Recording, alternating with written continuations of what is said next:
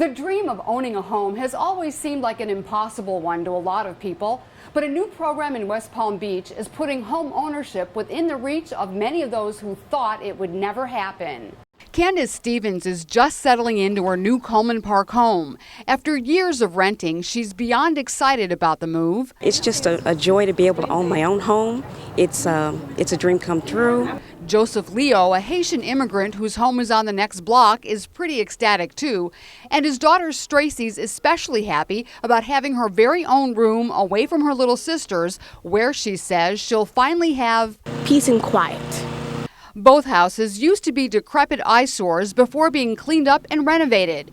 They were sold to people who probably wouldn't have been able to afford them if they hadn't gotten a little help. This is a first-time homebuyer program, and it's funded through the Neighborhood Stabilization Program, which is a federal HUD-funded program. And the first-time homebuyers that get a chance, the opportunity to get this house, they make 80% or below the median income. But it's not just about getting families into their own homes. It's also about reducing urban blight so that the whole neighborhood benefits. We believe that when people own their homes, they take better care of them, and that the neighborhood will be revitalized, rejuvenated. And in the Stevens and Leo households, it's the start of a whole new chapter in their lives. This is Sheryl Kahn reporting for TV18. Healthcare can be very expensive even if you have insurance. And if you don't have it, it can be very tough to take care of yourself. That's why one organization run by area doctors is trying to bridge the gap. Nobody likes to get shots, and these kids are no exception. Yeah, let go. That's it. Finish. But at this time of year, when they're heading back to class, it's a rite of passage. The shots and other elements that make up annual physicals. So now we're going to do a hearing test. Can you do this? Were offered free of charge at the T. Leroy Jefferson Medical Society's back-to-school health fair. I think it's offering a great service to the community. It's a huge benefit for those who do not have access to care. The majority of the folks here do not have primary care. They don't have access to a physician. Most of the families who came to the fair are on very tight budgets with no medical insurance, and they say being able to bring their kids here for free is a big help. You're saving some money for the school supplies. Medical professionals volunteer to be here. That's your tetanus, okay? And while some already work overtime on their day jobs, they say they're glad to help because they know the need is so great. I've been given so much by others in my field, in my practice, and becoming a physician, I've been offered a lot, and I think this is an opportunity for me to give back. About 900 people were treated at the fair on a first-come, first-served basis as lines snaked around the building for hours. They couldn't get to everyone, but fortunately, those who didn't get in on this day won't have to do without. They were referred to a clinic on the northwest side where, if they hurried, they could still get their kids everything they needed before heading back to class. This is Sheryl Kahn reporting for TV18. Just outside downtown, a historic cemetery has fallen into disrepair.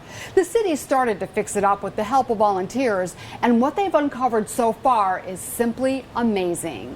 Volunteers have been scrubbing away years of dirt and grime from headstones at two historic West Palm Beach cemeteries, and what they've uncovered so far unleashed a torrent of emotions for one Tampa man. It's been a long time. It's been years. Those years spent looking for the final resting place of Henry Rhodes, a mortician and one of the founders of Evergreen Cemetery, and his wife Maggie, Reginald Hayes' great-grandparents. The last time I've been in this area, I was just 5 years old when my daddy brought me here in the West Palm Beach area. And now I'm 46 years old.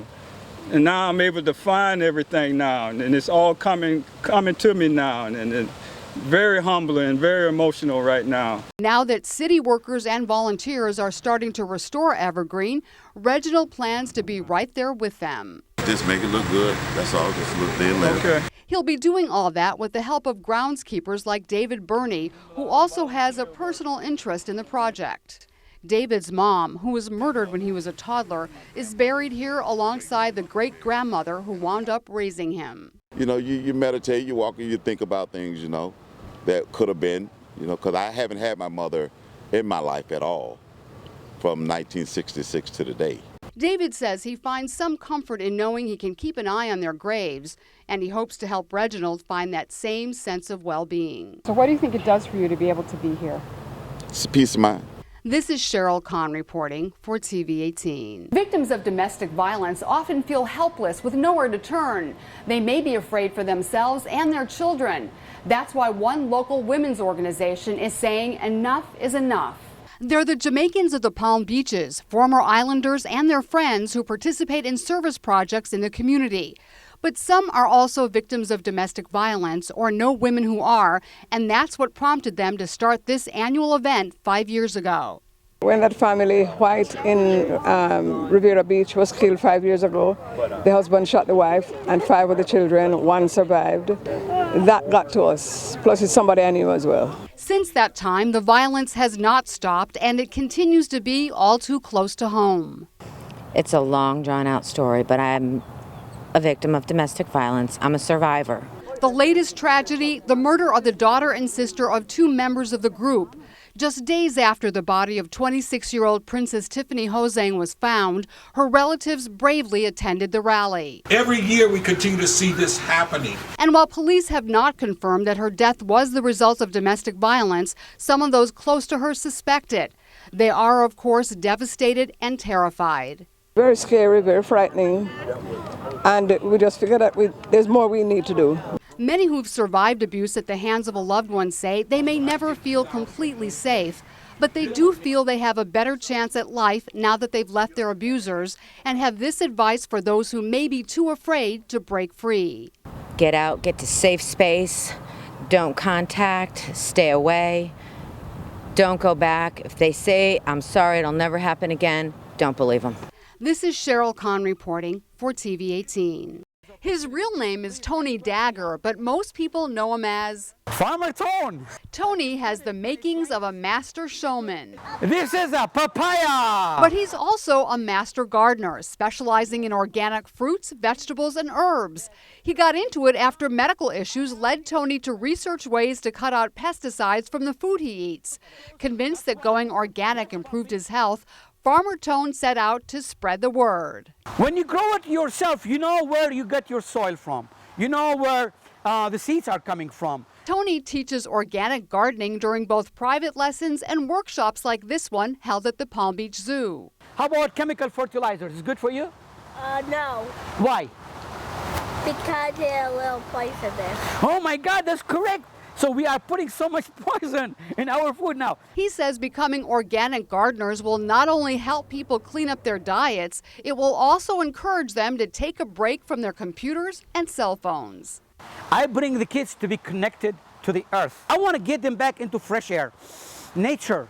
Kids want to play. Let them go and play in the soil. Let them grow stuff. Tony says he also wants city kids to know where their food really comes from and not just which supermarket. Where did tomato come from? Don't say that. Where do you get it from? Yeah, say it. Store. From the store. But you know what?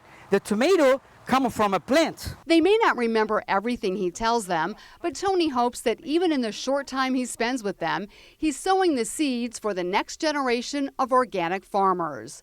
This is Sheryl Kahn reporting for TV 18.